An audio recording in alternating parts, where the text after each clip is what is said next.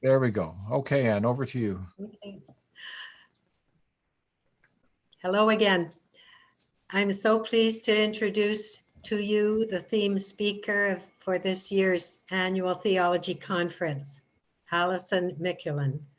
Alison brings to us her thoughts and research and experiences as a philosopher, a theologian, a writer, and a lecturer in ethics and human rights.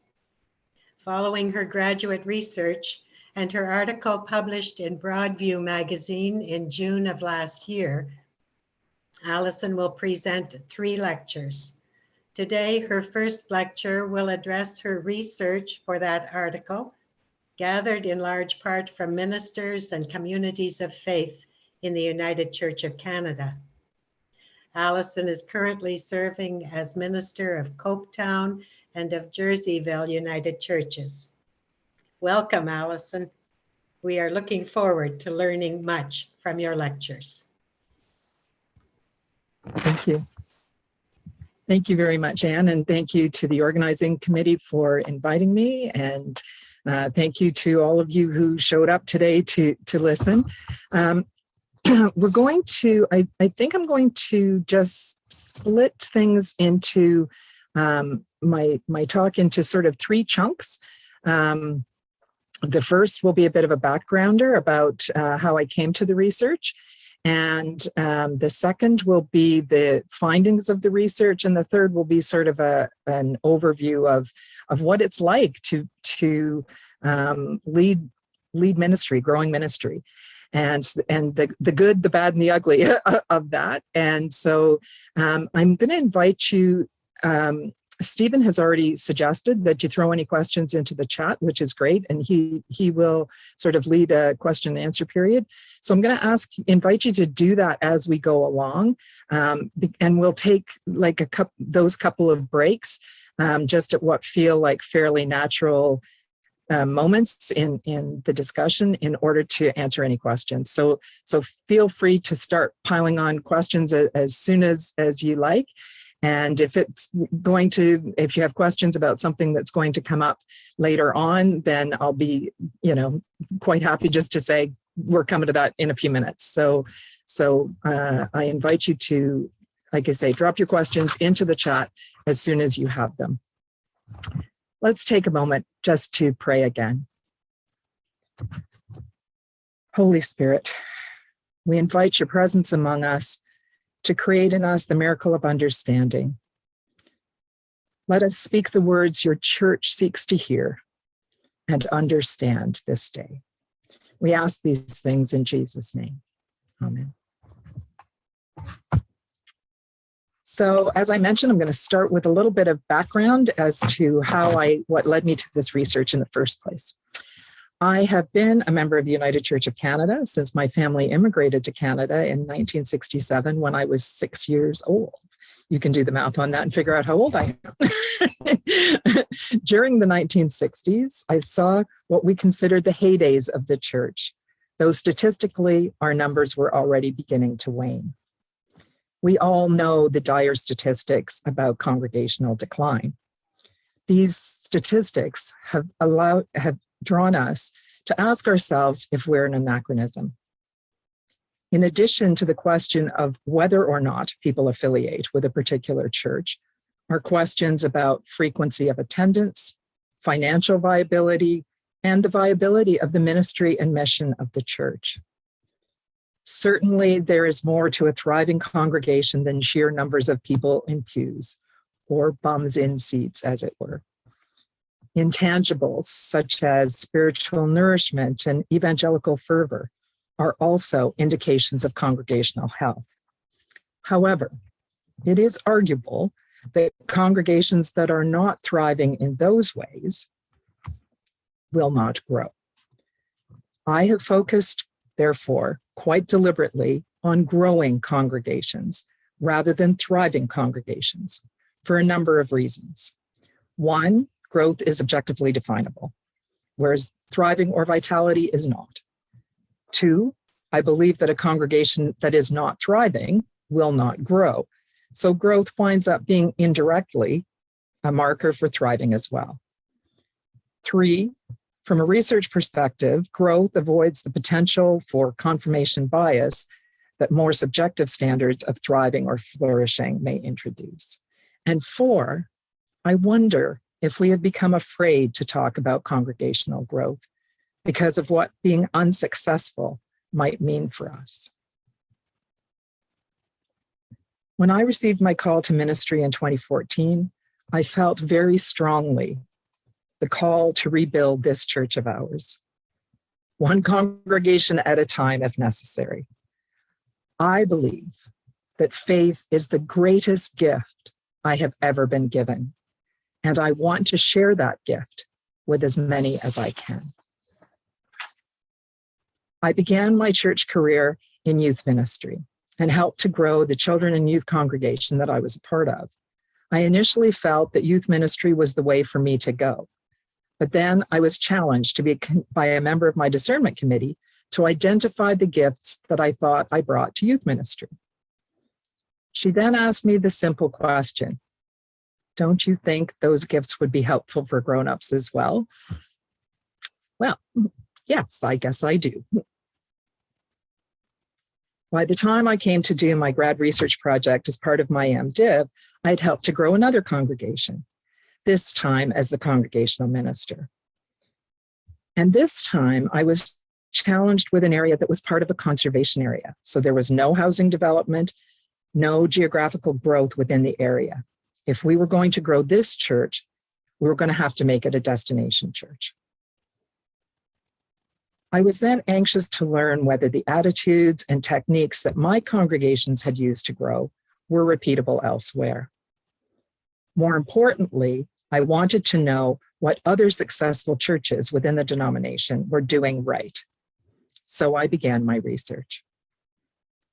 First, I had to find ministers of growing congregations to learn how they lead.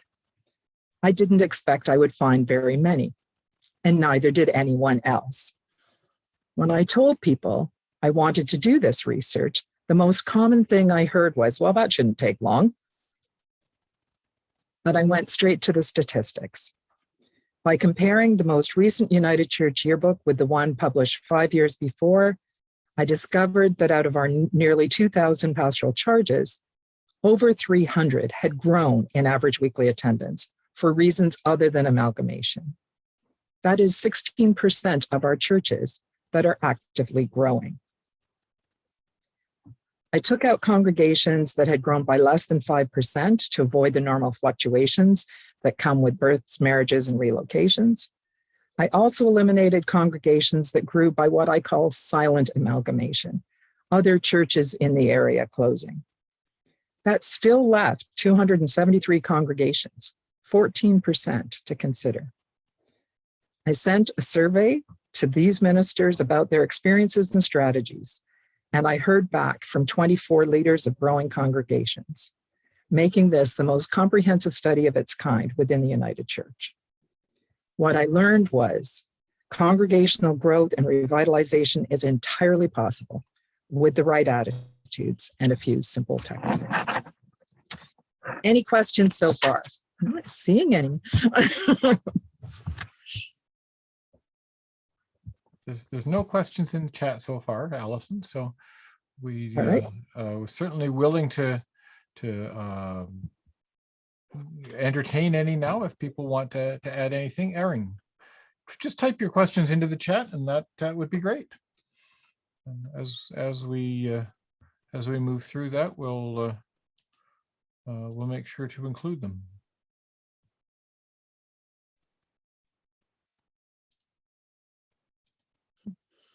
Did you approach the study as a minister or as a researcher? So now, Erin. So both. I guess I would have to say both.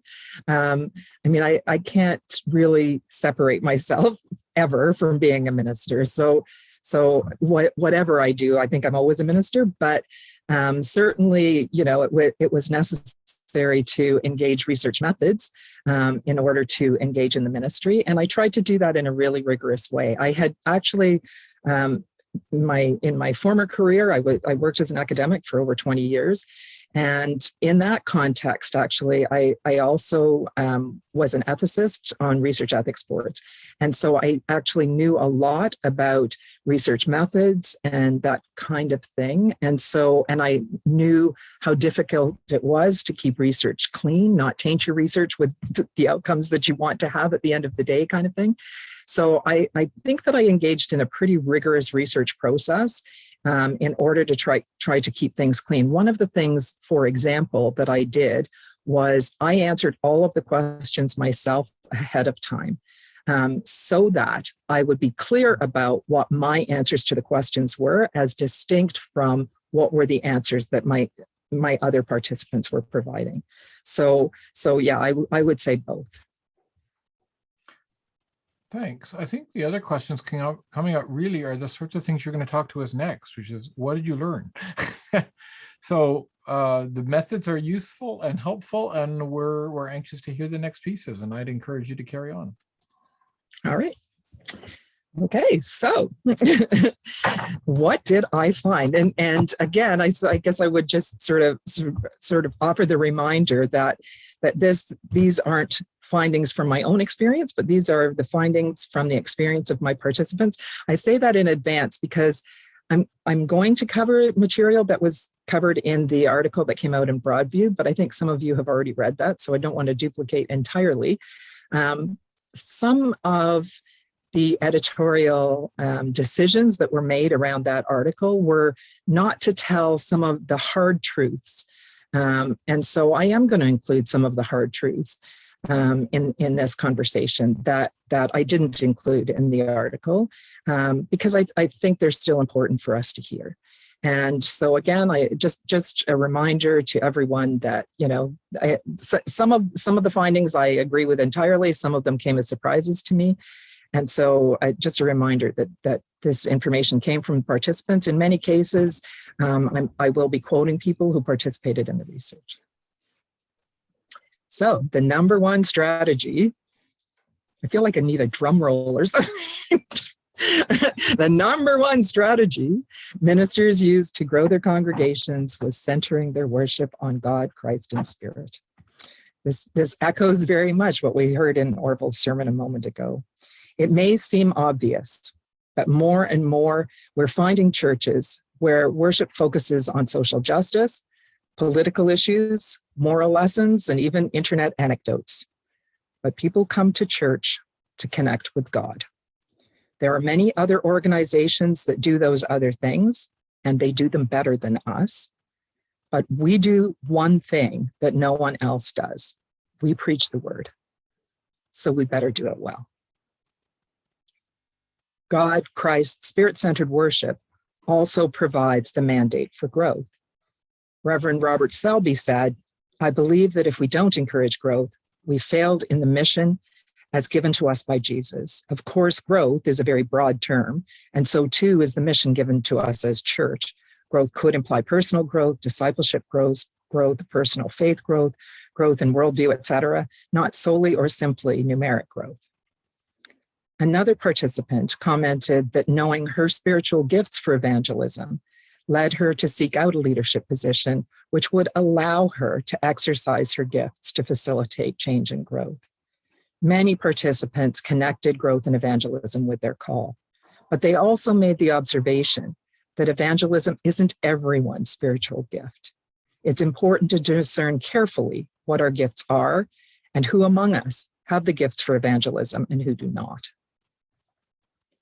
Reverend J.B. Kennedy added, "If the minister doesn't know why they're a minister or what the church is here for, then they will have no foundation, no motivation, and no direction for their ministry. When they do find that direction, dynamic and uplifting worship can offer hope and prepare congregants for another week in a world that is too often anything but dynamic and uplifting. And then it motivates them to invite others." Another important aspect of congregational growth and revitalization is that it needs to be intentional. We have become afraid to say that we want to grow our churches. become afraid to say those words out loud. We want to identify anything other than growth as a priority because we are terrified we will fail at it. And we have a pretty hard time justifying our existence if we fail at our most basic mandate. Again, while I would be the first to acknowledge that there are many kinds of vitality offered by our communities of faith, the most obvious marker of whether or not we are meeting spiritual needs of the community has to do with whether or not people are showing up. There are many ways of being intentional. They might involve counting attendance each week and reporting attendance fluctuations to the congregation, planning retreats, town hall meetings to talk about growth and strategies, how to bring it about, reading books about evangelism strategies, and even praying that those who would like to belong to a community of faith will find a congregation that uplifts them and gives them welcome. And I would add to that speaking to ministers who grow congregations is the most inspiring, uplifting, rewarding conversation you will have.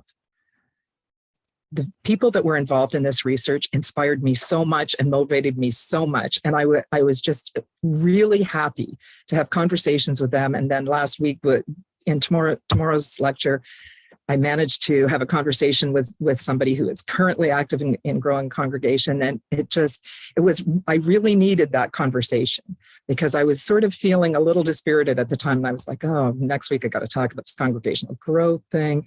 And speaking to that person just again set me on fire yet again that, yeah, this is what we need to be doing. And this is what we need to be thinking about. One of the biggest barriers, of course, to congregational growth is finance. It takes resources to build a congregation and to hire and fairly compensate the people putting in the hard work of doing it. And small, struggling congregations don't often have resources. But churches must prioritize ministry. Churches must prioritize ministry as much as their buildings. And many of these same congregations hold money in savings or investment for things like repairs for the physical building. But if the ministry is in need of repair now may be the time to spend the money on ministry, both at the community of faith level and at broader church levels. The ministers I surveyed spoke of ways to bring in more money: stewardship campaigns, fundraising, social enterprise, applying for grant money, whatever it takes to stabilize the financial resources of the congregation. But those endeavors must fit with the mission of the gospel and the vision of the congregation. Another thing that was important was being present in the community. Both the church itself, the congregation, and the building and ministers need to be present in the community. If you want to draw people in, they need to know who you are. You need to have events at church that bring people inside the building who may not ordinarily be there. Bake sales, dinners, concerts, whatever.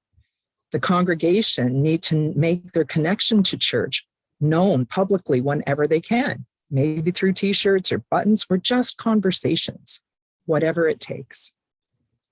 The congregation can show presence in the community by having church groups, maybe the choir, praise band, children visit nursing homes, hospitals, or providing cards and gifts to shut-ins.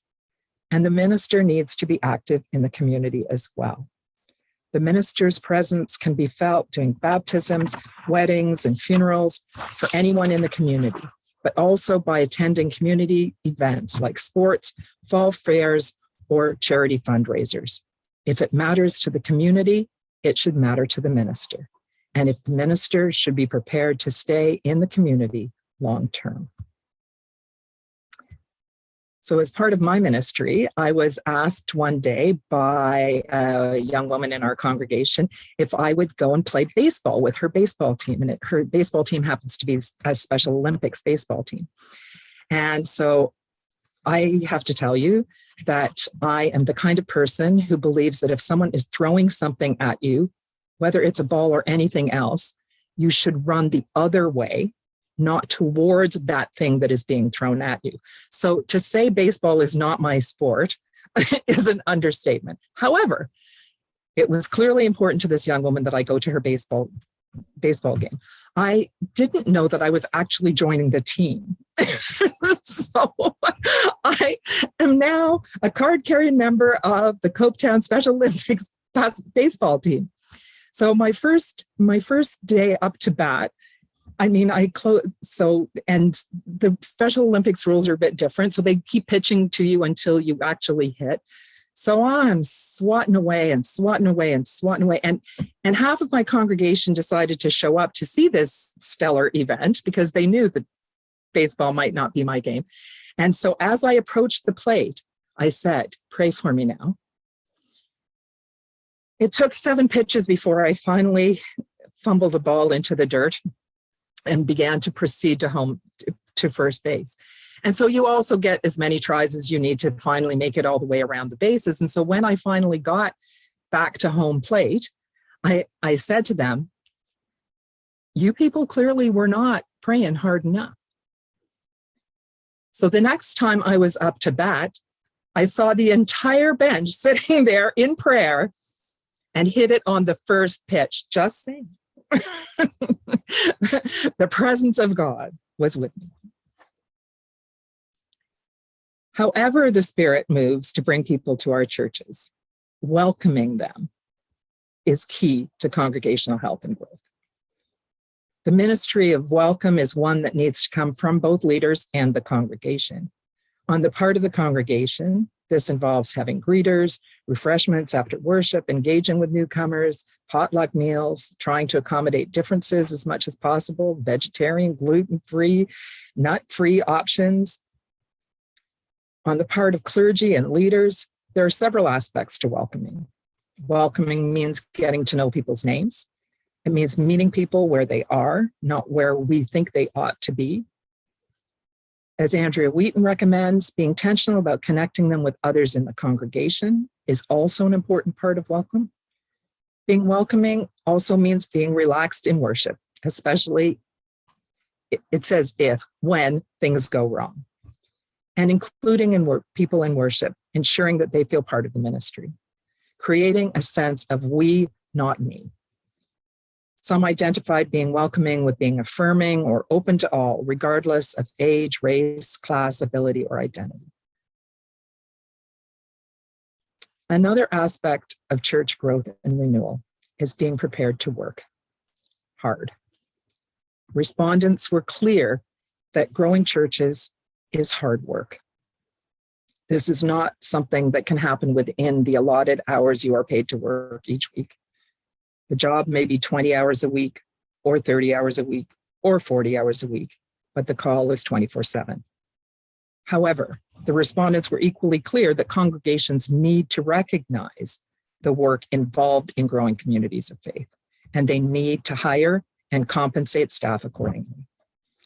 If you want your children's ministry to expand, you need to hire designated youth ministers. If you want more pastoral care than your minister can provide, you need to hire pastoral care ministers.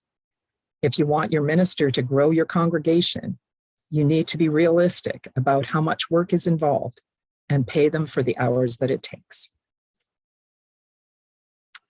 Marketing is a must. Though it could possibly be considered a subcategory of community presence, many respondents indicated the need for intentional marketing. This includes newspaper advertising, Facebook presence, good user-friendly websites, flyers, door hangers, television and radio advertising for special events, going door to meet and greet their neighbors. Of course, in addition to encouraging new people to come to church, we must never lose connection with the ones who already attend. A major part of retention comes from good pastoral care. It's crucial to check in with people, to know what they are experiencing and to respond to it appropriately. But good pastoral care can also facilitate growth. Reverend Jeff Smith notes that in his congregation, most of the growth in the pastoral charge resulted from people reconnecting to church after a crisis or loss. Pastoral care may also include prayer ministries that hold up the needs of individuals, the congregation, the community, and the world.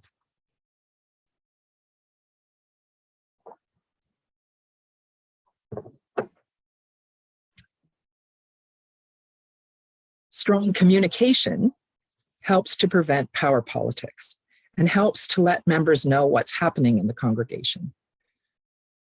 Communication provides a forum for discussing matters of concern and helping to maintain focus on evangelism and growth.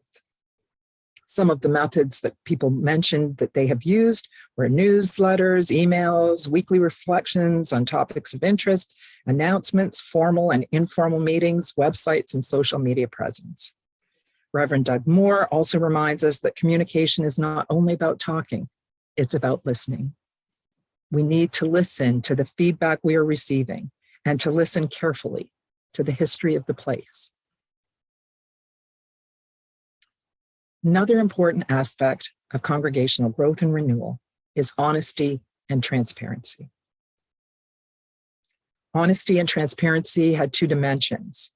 One, the minister needs to be honest and transparent about the state of the congregation and their future, and also about the decisions made by the board or session. This transparency also helps to prevent the political quagmire that is toxic to congregations. But the minister also needs to be honest and transparent about their own humanness. As Reverend Adam Hall said, I try to be an authentic, honest minister who loves the people I serve. I don't paint myself in a way that makes me look super holy. I talk about my downfalls, and I'm willing to be vulnerable. But in addition to the vulnerability of leadership and the involvement of laity, most agreed that there's also a sense that God, Christ's Spirit-led ministry needs to be led by someone who studies and reflects and lives the gospel message. There is a need to let leaders lead. Participants indicated that allowing clergy to take the appropriate lead helps to prevent the power politics that is toxic in congregations. A strong leader can help level the playing field within the congregation. There also were comments that enabling or facilitating style ministers may be abdicating their responsibility as leaders. Some people wrote about the importance of being invitational. We've become reluctant to invite friends and family to church, and we need to change this. Again, if we believe that the good news is indeed good, we should be happy to share it. In some cases, this means creating invitational events to introduce people to the church community. Reverend Grant Dillenbeck describes many activities that his community of faith have initiated to welcome newcomers to the church. These included soul times of meditation, taze prayer, book and video discussions, music jams, yoga, monthly paint nights, potluck and games nights, forest church, and one-time events. Pastor Bryn Carson adds, many of our fun groups within the church, monthly card games, movie nights, youth groups, single women's luncheon, just to name a few, are open to all and not just United Church ministers. We also have an AA group who meet every week who've made it very clear that without our openness, they would not have a place to meet. Several of the members attend our church on different occasions have thanked us by acting as work crews on some of our upgrades inside and outside the church. So in order to be invitational, so one of my favorite stories, one of my congregation's favorite stories about me trying to be invitational to our community was I discovered after several years of being there that literally 5 minutes, almost exactly between my two congregations, there was a retirement community. And so I thought, hey, this is the place where I need to do some serious evangelizing. So I decided that I would make up some postcards, get some postcards printed with some upcoming events that were happening in the church. There was a dinner coming up. We were putting on Godspell. There were a few things going on. So I decided I'm going to go and I'm going to leaflet the community in person, go around door to door, shake hands, give them a pamphlet and say, Hi, I'm Alison. I'm the United Church minister just down the road. Just wanted to let you know about some of the things happening at our church over the next little while. So as I was doing this door-to-door campaign, I knocked on one door and a man, stark naked, came to the door. He quickly hid himself behind the door and he said, "I'm naked." I said, "Yep, I got that." He said, "I thought you were my wife." I said, "Nope." And then I thought, should I tell him? And then I thought, what the heck? I'm the United Church minister from just down the road. And he invoked the Lord. Oh God. He didn't show up at any of our events. But my congregations were glad to hear that I had taken one for the team on that particular occasion. Some respondents talk about the importance of high quality, meaningful music as part of the worship experience. Some of the discussion of music reflected the importance of accommodating more than one type of worship style, traditional and contemporary blended together. But they said that the main point is to invest time and thought into music ministry. Some participants said that in order to grow a church, in order to grow their own communities of faith, it was necessary to stay away from the broader church. The reasons they gave as to why the broader church might inhibit the healthy growth of congregations were that there's a perception that the denomination lives in the past. We keep comparing ourselves to how we were 50 or 60 years ago, rather than celebrating what we have to offer today. And there was also a sense that broader church meetings waste valuable time that could be better spent evangelizing our own congregations. The ratio of time spent to things accomplished is considered too low to be worthwhile. Some of the other strategies that are mentioned are things like forming partnerships with neighboring ministers and communities of faith for confirmation classes, fundraising events, and even just mutual support and encouragement. In larger congregations, small group ministry was viewed as an effective way of maintaining contact and cohesion. The emphasis on lay leadership tended to vary depending on people's experiences, but it was certainly the case that congregations with high clergy turnover needed strong and active lay leadership to provide continuity during uncertain times. New and innovative programming also received mixed reviews. Some felt that new programs revitalized congregations and provided them with opportunities for invitation. Others felt that new programming was an unnecessary drain on resources. There were some words of warning from those leading growing congregations. In addition to asking ministers for their experiences and strategies, I also asked if there were congregations that could not grow. There was reluctance from the respondents on this question.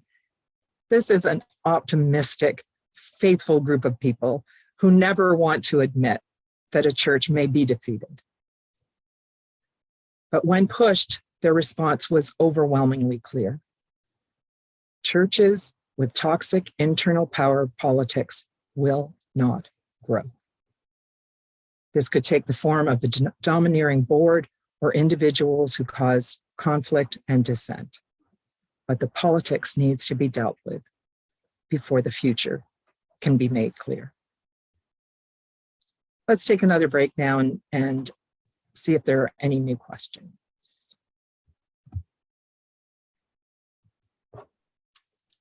Mm-hmm. Well, thank you, Alison. That's a fascinating collection of suggestions and ideas, and it's going to be exciting to hear your second lecture tomorrow as you unpack a little bit more of those. Brad's got a question here. Finance is the most important item for church growth. It's in quotes. You also talked about ministerial presence in the community. So far, I haven't heard anything about buildings. Are we going to hear about buildings at all? Can you be more specific? I did not say finance is the most important item for church growth. I'm sure that I did not say that. I'm sure that I said God's Spirit, Christ-based ministry is the most important thing for congregational growth. I think that's what I heard in what you said too, Alison. But so maybe Brad missed a beat there. But interesting question about buildings, and particularly relevant since lots of us haven't been in our buildings for the last 18 months. What kind of role do buildings have in growing congregations? That's complex because it depends on the building, right? So I mean, I'm sure that, you know, we're all aware that at the present time, we probably have far more buildings than we need in the United Church of Canada. That having been said, buildings are part of what provides continuity to our communities of faith.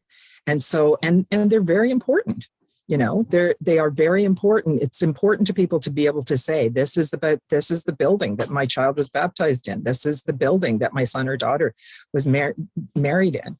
And so buildings, I think, reflect a kind of continuity to the past and are important.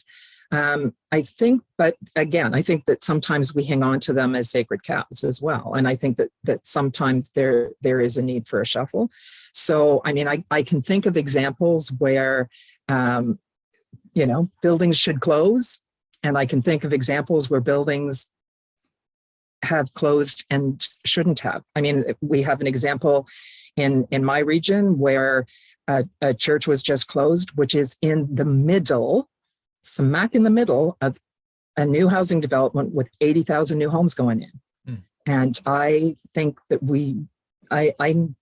I'm uncomfortable with the decision to close a building. No matter how much work needed to be done there, I'm reluctant to close a building when there are no other United churches in the neighborhood. So I'm not happy with that decision, but there are other places where I think we're clutching at straws here, and we're keeping buildings open that quite literally have 6 members. Well, certainly what really struck me in everything you talked about was that this is about programming and presence and pastoral care and being a role model. It's not about having nice curb appeal in the building. There's a lot of 2 or 3 different questions in the chat about how the pandemic has influenced your thinking, and whether the strategies that you're identifying are really pre-pandemic strategies, and whether you would add, adjust, change, modify any of what you said, given our experience over the last 14 months. So, yeah, the research was done pre-pandemic, so that's why that's coming across. Certainly, I don't think that I would change any of the strategies. Partly because I don't think that we ought to say that that this historical blip seems a little low on the impact here, on the impact scale that the pandemic has had on us, but kind of that thing, right? That should we take this event that is of limited duration, blah, blah, blah, and have it change everything that we think about church growth? Obviously, I think, some of the things that we have learned, we have learned the importance of online, like just as we are today, we've learned the importance of online worship and our capacity for reaching out to people who may not be in the physical building. There are plenty of people within congregations who are thrilled to be back in the physical building and to have that kind of biofeedback. That's one of the things that I find. It'll be interesting to see how our Thursday lecture goes, which is going to be a sample of invitational worship. I was thinking about it actually yesterday because it was anniversary at one of my congregations yesterday, and like the biofeedback was fantastic, and despite the fact, sure, I can see some of your smiling faces and a few nods here and there. it's not the same. It's not the same as people marching on the spot as we're singing, we are marching in the light of. It's just not the same. And so I think that, so I think we've learned to appreciate some of that. I think that we certainly, the word pivot comes to mind. I feel like I'm not only pivoting, but, doing pirouettes these days. So I think that we've learned some flexibility around what's important and what's not important to us as communities of faith and as church. So yeah, I think, yes, some things, I think that we have learned lessons. I think we'll continue to learn lessons, hopefully post-pandemic. But I still think that the key things there that we're talking about, being invitational, being Christ-centered, all of those things, those things I would not change. I think that's really important. Another one that jumped out at me was you're talking about how hard work this is and how much time there is involved in it, and the encouragement not to be ashamed to hire extra staff to do specific pieces of it. And I found myself wondering, is there a critical mass that's necessary then? There are lots of congregations that simply don't have the financial resources to pay for more than just one minister. But you were talking about maybe a pastoral care minister, or maybe a youth minister, or maybe a church school teacher, or maybe a marketing person. I get it that that's possible in a church the size of John Pentland's. Not sure it's possible in a church the size of the one I serve right now. What do you suggest? So, well, I serve two little churches out in the middle of nowhere. Yeah. So, hey, so yeah, obviously, ministers in small congregations have got to be all of those things, right? We have to be the youth minister and the pastoral care minister. Like we do have to be all of those things. I think for me, one of the key things is in helping congregations and the broader church understand what's involved and what it takes. So one of the things that I asked both of my congregations, which causes levity, so feel free to laugh, was, what's your evangelism budget? Mm. So when they said, we really want to see our church grow, I said, great, so do I. What's your evangelism budget? Mm-hmm. Our what now? And, you wouldn't hire somebody to paint your house without giving them a budget for paint and paint brushes and drop sheets or whatever it takes. So why are you asking me to do this work without giving me a budget for it? So I think that that's where some of the outside sources can be really helpful. Like, so EDGE, it can help with those kinds of funding initiatives and stuff like that. But so people have asked me, so did you get an evangelism budget? And the answer is no, I did not. But I will say that they've never turned me down for anything that I've asked for. So when I asked for stamps to do a mail out, or I've asked for printing, or I've asked for guest singers or preachers or whatever, they have never turned me down. And part of that, I think, had to do with, I applied for a lot of grant money. We've been very fortunate in terms of applying for grant money. They realized that I was being a good steward. I was taking care of the money that I was being given, and I wasn't wasting it. And I was trying to do things as inexpensively as I could. Mm-hmm. So I think that a lot of it just has to do with awareness. Like how much is it going to cost? The other thing that I will say, and I will say this on Thursday in a better way, is never let money be the barrier. Mm-hmm. Because the reality is you can always find the money. I was tempted to do a little experiment and tell you I had some crisis happening, whatever in my congregation or whatever, and could anybody, offer some resources to help out, just to see how much money we could generate over the course of an hour. And you'd be surprised how much that will work. But people need to know what it's for. And so one of the things that I've found really helpful has been things like discrete budgets. So we need a new keyboard for the sanctuary. And, or, so discrete budgets, we needed new eavesdropping. How are we going to get that? Going to community organizations and saying, like, do you value the presence of the church in your community? Well, like we got a big water problem if we don't get some eavesdrops up. And I mean, and the local Lions Club wrote us a check for $15,000, boom, just like that. So I just don't ever want to see money become a barrier, because I don't think it needs to be. I think we can find it, but again, that's part of the work. Part of the work is finding that money, finding those resources. So two more questions, and then I think we should jump back into the last part of your lecture. But let me just clarify. You've mentioned Thursday a couple of times. I think you mean Tuesday or Wednesday? Oh, I mean Wednesday, sorry. Oh, good. I wasn't planning to come on Thursday, but maybe others were. I don't know. I mean, are you, what you're trying to do really is grow the conference, right? And an extra day. Oh, I get it now. Okay. So yeah, you're talking Wednesday. Perfect. Thank you. So a couple of people are responding, reacting, noticing your comment about toxic internal politics. Mostly appreciating that. I mean, nobody's challenging you. But I wonder if you wanted to just say a little more about the kind of toxic internal politics that comes as a barrier, and suggestions if we end up in a church that experiences that.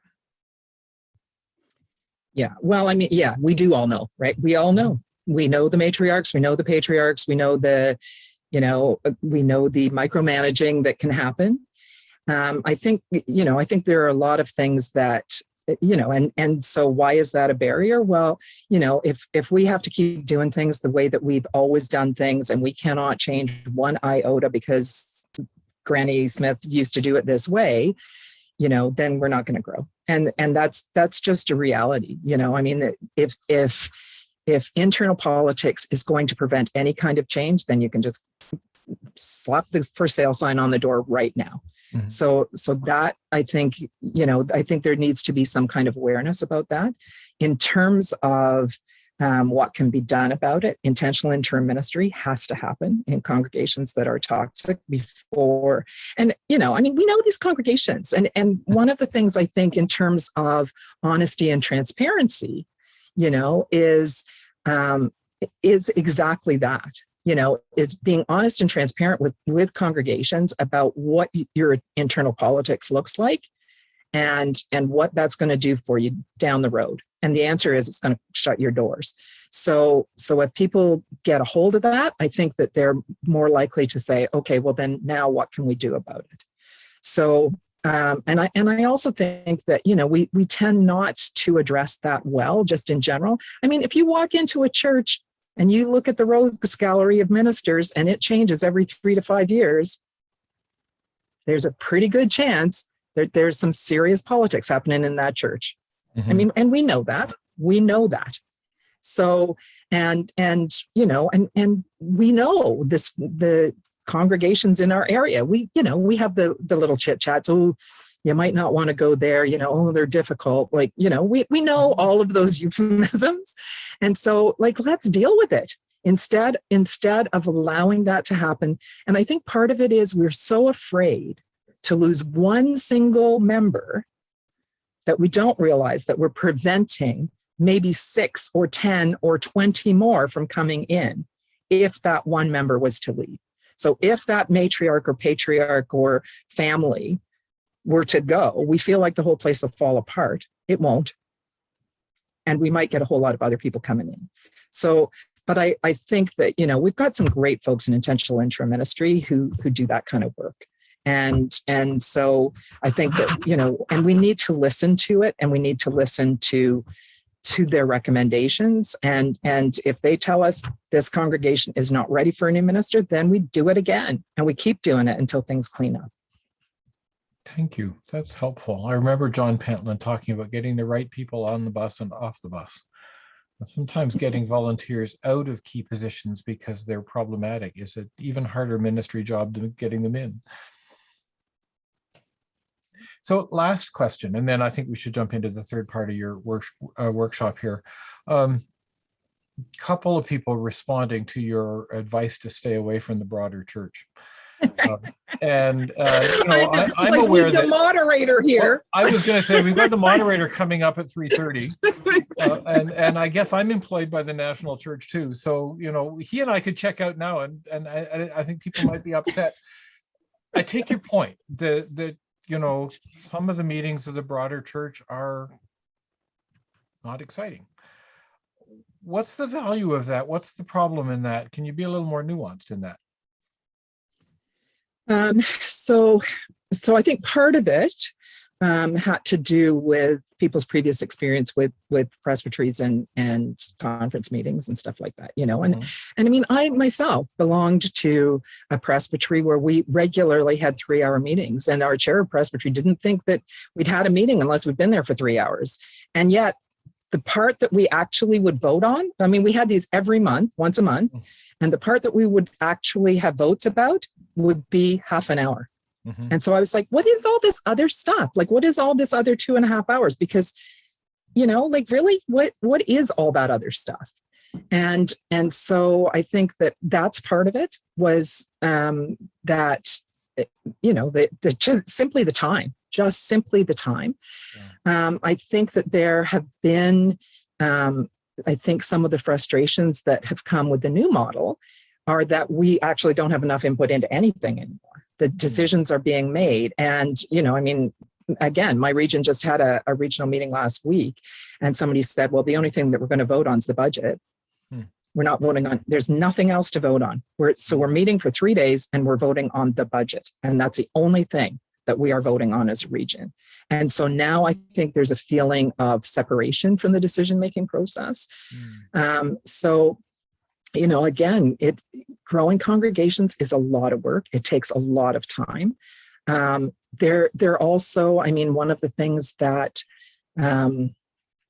I was reluctant and am still somewhat reluctant, given those present, to talk about is that that the broader church is sometimes missing our mandate of preaching the word. That we have become caught up in other issues, social justice issues, for instance, and that some of that has become really punitive, and that punitive aspect of social justice, it does not talk about redemption. It does not talk about hope. It does not talk about joy. So there was frustration expressed about those kinds of things. And so I think that within my own congregation, I can say that people used to say to me, Alison, you're working too much. You're working too hard and you're going to burn out. And I always used to say to them, no, actually, this energizes me. This fills me with life. This fills me with joy. This is not going to burn me out. A presbytery meeting or a conference meeting or a regional meeting where I see all kinds of internal politics going on, where I see power dynamics that are unhealthy happening, that sucks the life out of me. And that was something that was expressed by others. Please don't fire me. No, I think we need to be hearing this perspective, and I'm neither here to bless it or argue with it. I think it's an important perspective, and I think it's consistent with everything you were saying about what grows congregations. When you're staying focused on mission, spirit-centered worship, those kinds of things, there's an energy that you're seeing in congregations. And what I'm hearing you say is that your experience of some of the other aspects of the broader church is out of sync with that. And whether others experience the broader church the same way or not is valuable to know. But the fact that you and other people you spoke to have experienced it that way is probably an important thing that those of us who work in those spheres need to take account of. And rather than follow up with Todd and talk about this any further, I think we should probably carry on and acknowledge Alison has more to say, and she's got 25 minutes to say it. So let's let her carry on, and let's listen in the midst of all this for the suggestions that will keep us hopeful and mission focused and vitalized in the work we do, whether we work at the national church the way I do, or whether we work in the local congregation or somewhere in between. Alison, let me I'm happy to that transition is enough that we can kind of move on to the next piece. Go ahead, Alison. Yeah. Sorry. And I'm also happy to circle back, assuming that we will have a bit of time at the end too. Perfect. So if we want to circle back to some of those questions, I'm happy to do that. Okay. Thanks. Let me So get it the out of the way next- and you go ahead. Okay. So the next section sort of summarizes the experience of ministers of growing congregations. So I asked, what were some of the greatest challenges of leading a growing congregation? And some of the things that the respondents reported were trying to accommodate the diversity that newcomers bring. It's hard sometimes to blend the expectations that new people have with the expectations that people who've been there for generations have. Finding new ways to involve newcomers without pouncing on them as soon as they walk through the door and overwhelming them with, would you like to join this? Would you like to join that? Would you like to become? So we have to be careful about not overwhelming newcomers or stepping on the toes of those who've been there a long time. We might, depending on how successful our growth is, we might need to change our entire style of congregation. A congregation of 25 to 30 people is its own small group. But if that number reaches 50 to 75, we might start needing to look at strategies. Depending on the extent of this growth, this might mean a transition from family or pastoral ministry to corporate or program ministry. Prioritizing and reprioritizing attendance and finances is always an issue. Dealing with new pressures, be they financial or practical in terms of pastoral care and meeting with people. They also said that one of the things that they feel that they're constantly responding to is public social criticism of religion in general and Christianity in particular. And also dealing with critics and naysayers, including in the broader church. So I just saw a Facebook meme this morning, Denzel Washington, you'll never be criticized by someone doing less than you. You'll always be criticized by someone doing more than you. You'll never be criticized by someone doing more than you. You'll always be criticized by someone doing less. Not surprisingly, many clergy identified the demands on their own time as a challenge. As indicated above, growing churches is a lot of work. And as congregations grow, the minister may not be able to give the personal attention to individual members or ministries they once did. It can be difficult to have the time to reflect on the practical and spiritual implications of what is happening within the congregation. The need to take care of oneself so as not to burn out was a common response. People also mentioned that it can be difficult to transition the leadership of growing ministries to new clergy or leaders within the congregation. If the ministry is to flourish beyond the tenure of a particular ministry or minister, it needs to gain momentum with others. One respondent likened growth ministry to parenting. Leading in the early stages of growth is different, she said, than leading when the community has begun to grow, and different again when it begins to thrive and flourish.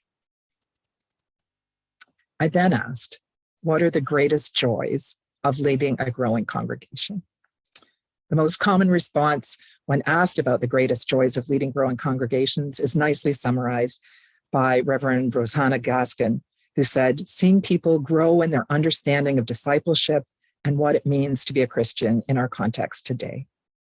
Many respondents talked about seeing the tangible expression of the movement of the Holy Spirit as a source of joy and encouragement. They reflected on transitioning from congregations of fear and despair to congregations of hope and abundance. and they were moved by the revitalization of the congregation as they drew into closer community together. As Andrea Wheaton says, each new person brings another way for us to encounter God's presence. One participant commented that the igniting of the Spirit was such a beautiful thing to experience. Ryan Slivka spoke about the rewards of helping new and different people discover a way of life that is much more satisfying than alternatives such as consumerism, atheism, and nihilism. I think it's worth mentioning that there was not a single strategy that all 24 respondents mentioned. No one can be all things to all people. But there is a tone of faithful evangelism, optimism, and determination that underscores the responses here. The commitment of the leaders of these congregations is very apparent. If we want leaders who will help our congregations thrive, those are the qualities we should be looking for. I think that when a common problem is that when congregations decide to prioritize growth, they're often low on membership and resources. I've been asked several times, when are congregations ready to accept change and innovation? And unfortunately, the answer to that question is all too often when the for sale sign's sitting in the lobby. It would be much easier to grow and revitalize congregations before that stage. But that kind of openness is what needs to happen. I opened the article in Broadview with the following quote. On a particularly busy Sunday last fall, I was somewhat bitterly reflecting on how hard I worked to encourage my congregations to grow. I prepared for worship at 8, joined choir practice at 9, led service at 10, practiced for the congregation's performance at Godspell at 11:30. In the afternoon, I leafleted the neighborhood to introduce myself and promote church events. You all know what happened there. And then went to a community supper. Through all of this, I thought about my father, Reverend John Roberts, who was a United Church minister in Belgrave, Ontario during the 1970s and 80s. Dad didn't have to do all this stuff, I thought. People just showed up in droves. But the more I reflected on it, particularly in light of the research, the more I recognized how many things on the list Dad did just as a matter of course. For Reverend John Roberts, those things were just good ministry. Every time a new family came into the small community where we lived, within a week, Dad stopped by to welcome them. No pressure, just a warm welcome. And if you'd like to join us for church some Sunday, we'd be happy to see you.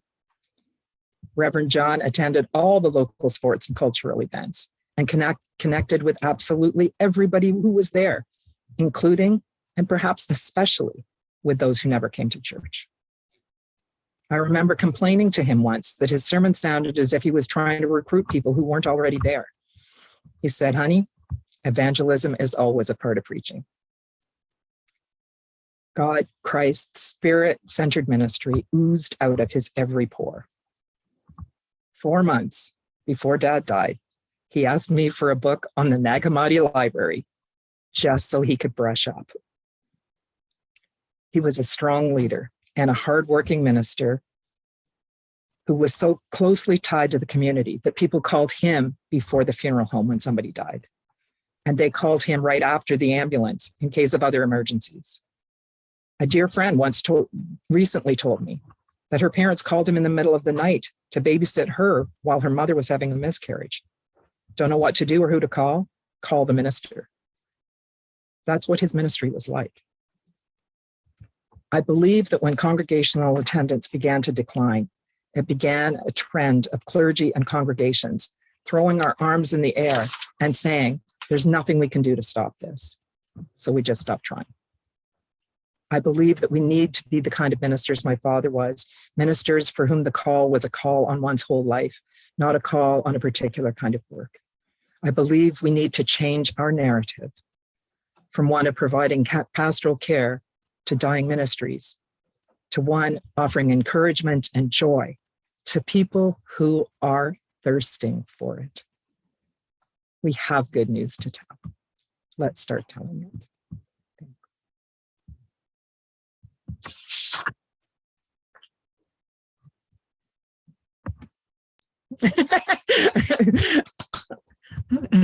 I can see clapping hands. That's awesome. I can't hear them, but I can see them. There you go. Thank you. Oh, thank you for that, Alison. We have about 14 minutes to carry on the conversation.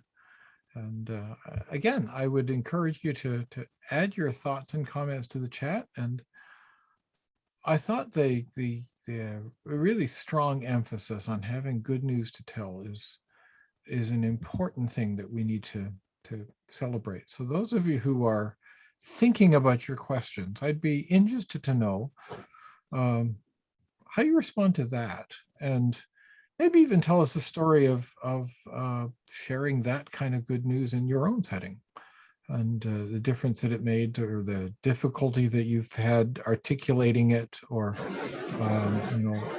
that seems to me to be the core of what Alison's trying to teach us today. So how do we do that? How are you doing that? What are you learning about doing that as you think about that challenge?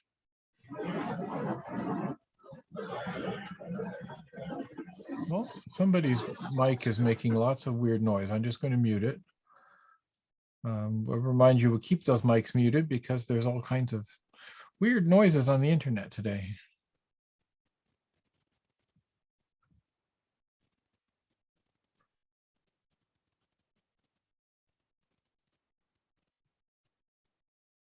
Lots of thanks going on. So, clergy burnout. You are talking about a lot of work, and sometimes it's invigorating, and sometimes it just exhausts us. How do you walk that line? How do you keep all the balls up in the air? How do you stay excited and not avoid burnout?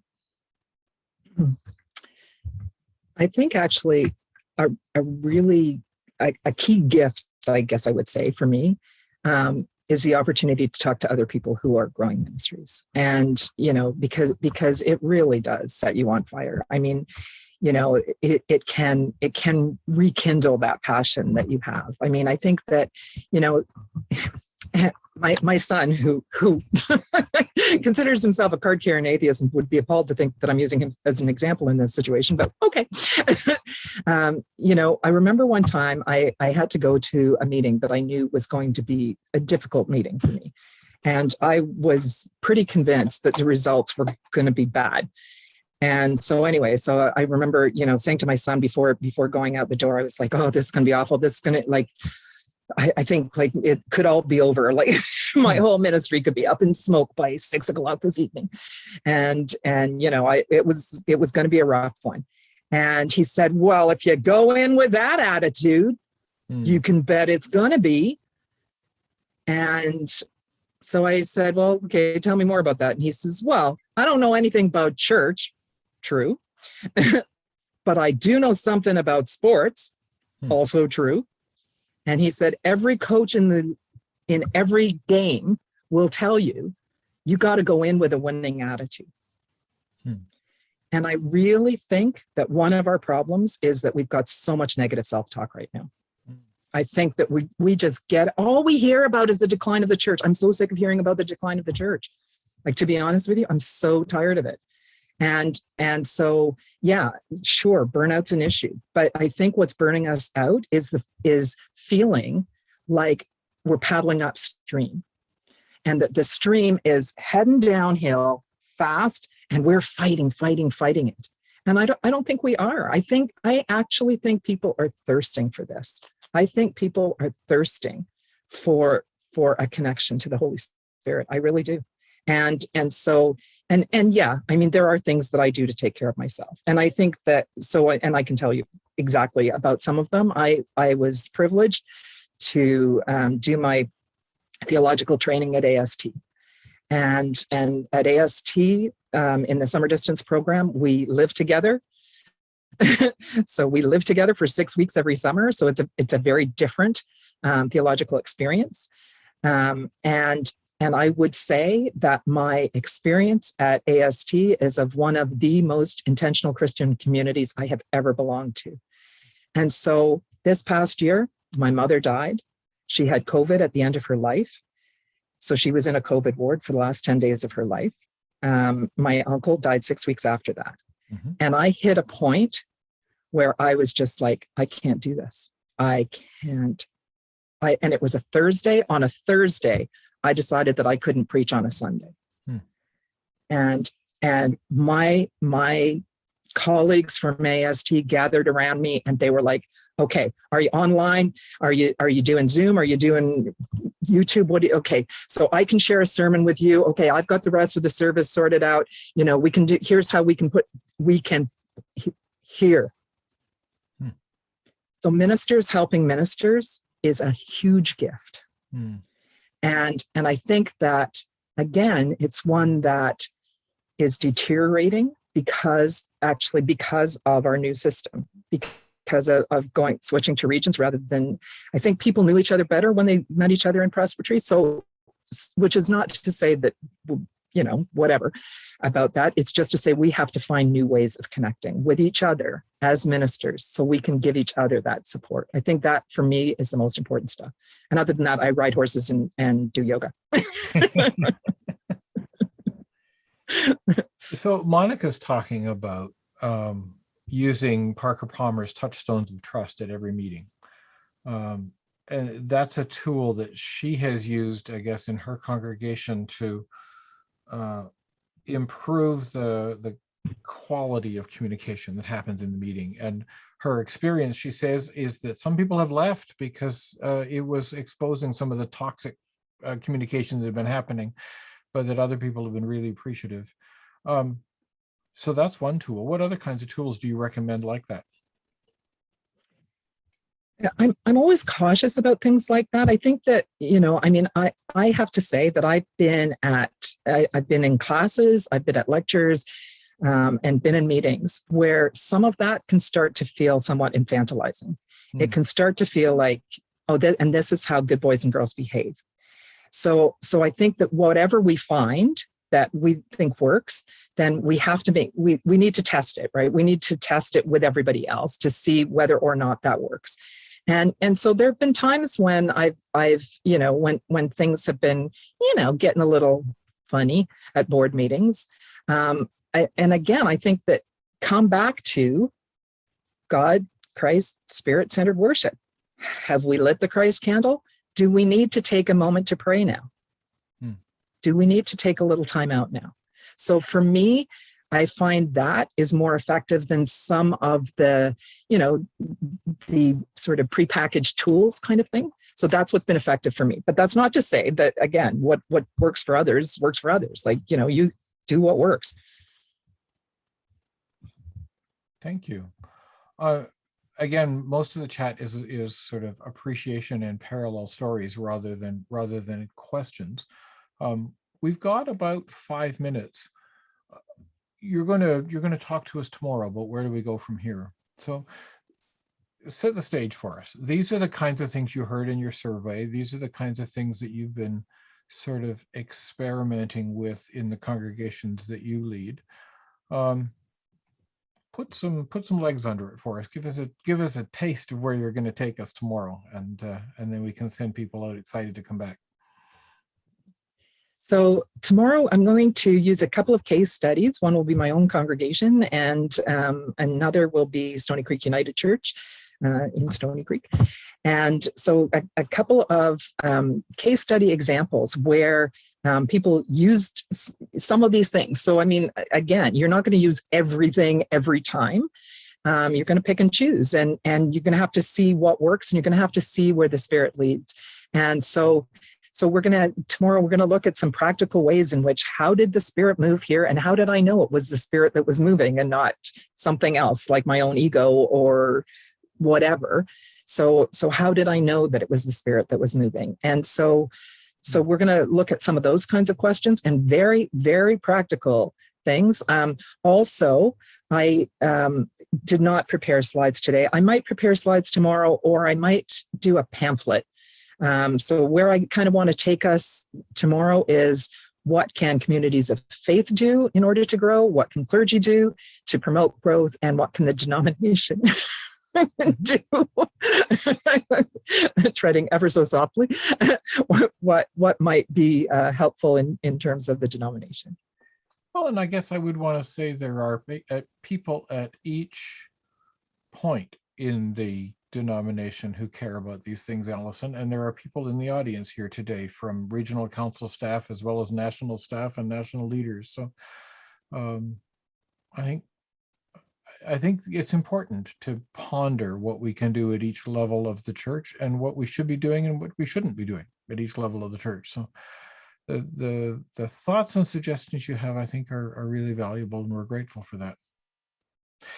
It's we've got about 3 minutes left. If there's any final questions, otherwise, I think we might just add 3 minutes to our break. While you're thinking of last questions for Alison for today, Richard Bott is saying if you're coming to the workshop at 3:30, he would like you to bring a pencil or a pen and some paper.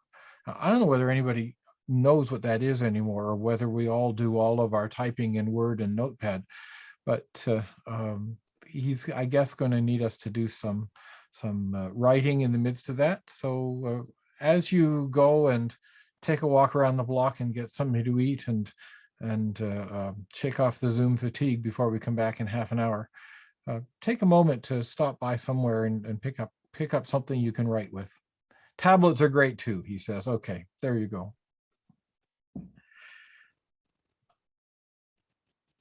Do you feel that our denomination is in a time of lament regarding our involvement in residential schools, and that maybe that's muting any kind of evangelism? Interesting question from Lori. So, and actually, I think that sort of circles back actually to the question that we dropped off prior to moving on to the sort of concluding remarks, which had to do about the relationship between social justice and I talked about that sometimes a mandate of social justice can take away from a ministry of hope and redemption. And so I'm going to try to piggyback both of those together. So what I was hearing in those terms were things like that when we spend a whole lot of time saying that, hey, the majority of people in our congregations, i.e. you older white people, you are responsible for the bad treatment of Indigenous people. You are responsible for the bad treatment of women. You are responsible for bad treatment of members of the LGBTQ community. You are responsible for the bad treatment of BIPOC community. So you are responsible for all of these bad things. And without preaching a message of redemption, we are not preaching the gospel. And so I think it's important that we remember that the reason that we want to engage in social justice is because we believe in the gospel, not the other way around. We're not looking for things in the gospel to justify our belief in social justice. We know that the gospel provides us a platform for thinking that social justice is important. Absolutely, we're in a time of lament. Not only with respect to residential schools and all that kind of stuff. Heck, we're in lament because of COVID.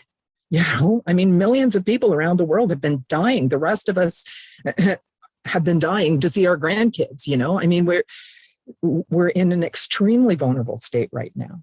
But I think that the gospel message is always about redemption, hope, and joy. And again, the good coach keeps the players' eyes on those things. And so even if, or especially if, we're going through those difficult times, I think that's when we really need to focus on the gospel message of hope, redemption, and joy.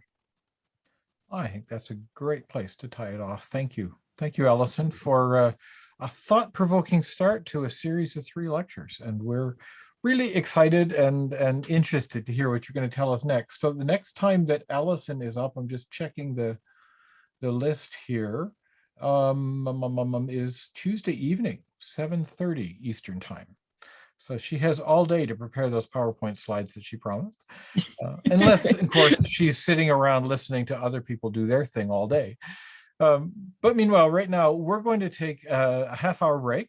And I do invite you to get up and leave the computer and stretch those shoulders. If they're as tight as mine, you'll find that really helpful. And then we'll come back at 3:30 Eastern time, and you can make the connection into your own time zone if you're not in Eastern time. Richard Bott is here. He's on the line. He's ready to go and excited to be with us. Again, he invites us to have some paper and a pencil handy, or a tablet or Word open, or however you want to do your own writing and journaling. That'll be part of his presentation, and his is more workshop style than presentation. So it'll be a good change of pace, and probably a helpful, a little more interactive way of spending the rest of the afternoon together. Again, thank you, Alison. Thank you all, and we'll look forward to seeing you back here again in half an hour. Bye for now. Thanks, everybody.